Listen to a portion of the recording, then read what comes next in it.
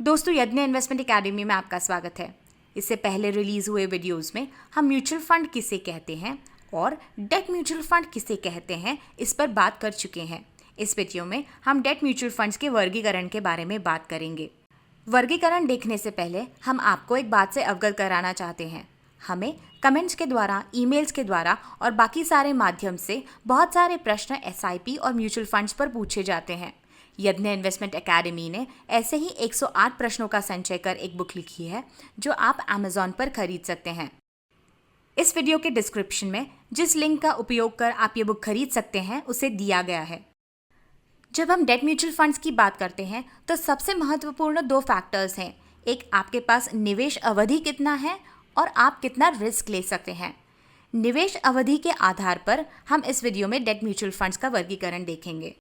जैसे कि आप जानते हैं, जो भी आपका निवेश अवधि या निवेश लक्ष्य हो या जैसा भी आपका रिस्क प्रोफाइल हो, उससे मिलता जुलता म्यूचुअल फंड आपको ज़रूर मिलेगा। तो डेट म्यूचुअल फंड्स में यदि आपका निवेश लक्ष्य 1 से 90 दिन का है तो आपको लिक्विड या मनी मार्केट फंड्स में पैसे रखने चाहिए। यानी मान लीजिए आपके सेविंग्स अकाउंट में अचानक से कुछ पैसे आते हैं किसी कारणवश, आप सोच रहे हैं इन पैसों को मैं कहाँ निवेश करूँ, तो उस अवधि में, तो 1 से 90 दिन की यदि आपके पास अवधि है तो आपको लिक्विड या मनी मार्केट फंड्स में अपने पैसे रखने चाहिए। सेविंग्स अकाउंट से बेहतर रिटर्न्स ये आपको देंगे और लिक्विड और मनी मार्केट फंड्स ने पिछले 3 महीनों में यदि हम एनुअलाइज करें तो 6 से 7% के रिटर्न्स दिए हैं सालाना बेसिस पर यदि एब्सोल्यूट रिटर्न्स देखें तो पिछले 3 महीनों में लिक्विड और मनी मार्केट फंड्स ने 1.5 से लेकर 1.7% के रिटर्न्स दिए हैं।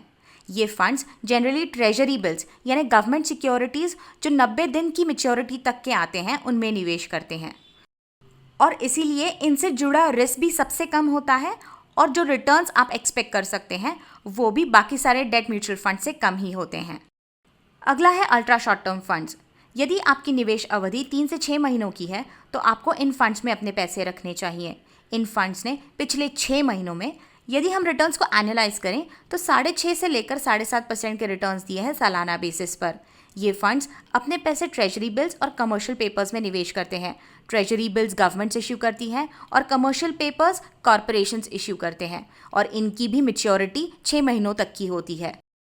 अगले हैं शॉर्ट टर्म फंड्स। यदि आपकी निवेश अवधि 6 महीनों से 12 महीनों तक की है तो आपको इन फंड्स में पैसे रखने चाहिए। इन फंड्स ने पिछले 1 साल में 7 से 8% के रिटर्न्स दिए हैं सालाना बेसिस पर।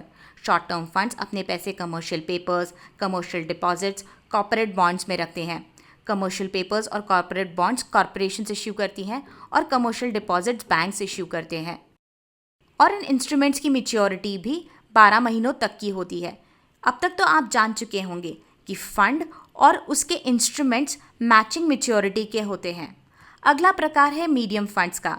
यदि आपकी निवेश अवधि 1 से 3 सालों की है तो आपको मीडियम टर्म फंड्स में अपने पैसे रखने चाहिए।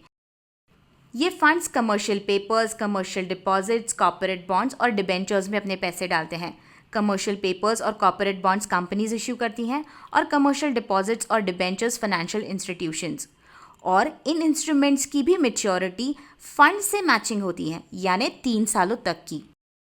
अगले हैं लॉन्ग टर्म फंड्स। यदि आपकी निवेश अवधि 3 सालों से ज़्यादा है तो आपको अपने पैसे लॉन्ग टर्म फंड्स में रखने चाहिए। इन फंड्स ने पिछले 3 सालों में 7.5 से लेकर 8.5% के रिटर्न्स दिए हैं सालाना बेसिस पर। लॉन्ग टर्म फंड्स अपने पैसे कॉर्पोरेट बॉन्ड्स, डिबेंचर्स और गवर्नमेंट सिक्योरिटीज़ में रखते हैं। कॉर्पोरेट बॉन्ड्स कंपनीज इश्यू करती हैं, डिबेंचर्स फाइनेंशियल इंस्टीट्यूशंस और गवर्नमेंट सिक्योरिटीज़ गवर्नमेंट्स इश्यू करती हैं। जैसे कि आप देख सकते हैं, इन फंड्स को हमने रिस्क और रिटर्न की एक्सेस पर यहाँ पर रखा हुआ है। तो लिक्विड और मनी मार्केट फंड्स कम रिटर्न्स देते हैं और रिस्क भी इससे एसोसिएटेड कम होता है। उससे ज़्यादा risk ultra short term funds में होता है और रिटर्न्स एक्सपेक्टेशन भी आप इन फंड्स से ज़्यादा रख सकते हैं। उसी तरह शॉर्ट टर्म फंड्स ज़्यादा रिटर्न्स दे सकते हैं और ज़्यादा रिस्क होता है।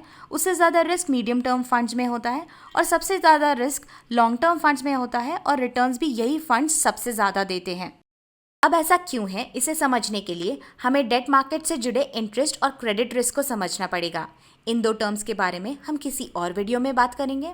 सिर्फ आपकी जानकारी के लिए बता दें, और भी प्रकार के डेट म्यूचुअल फंड्स होते हैं जैसे कि floating rate, dynamic bond, fixed maturity plan, guilt funds, high yield या क्रेडिट अपॉर्चुनिटीज़ इत्यादि। इन फंड्स के बारे में भी हम किसी और वीडियो में बात करेंगे। आशा करते हैं ये वीडियो आपके लिए यूज़फुल रहा हो। इसे देखने का शुक्रिया। ऐसे ही कुछ और टॉपिक्स के बारे में जानने के लिए हमारा चैनल देखते रहें। यदि आपके कोई सवाल हो तो नीचे कमेंट सेक्शन में हमें पूछ सकते हैं, और यदि आपको हमारा चैनल अच्छा लगता हो तो सब्सक्राइब करना ना भूलें। सब्सक्रिप्शन बिल्कुल फ्री है। तो मिलते हैं अगले वीडियो में, तब तक हैप्पी इन्वेस्टिंग।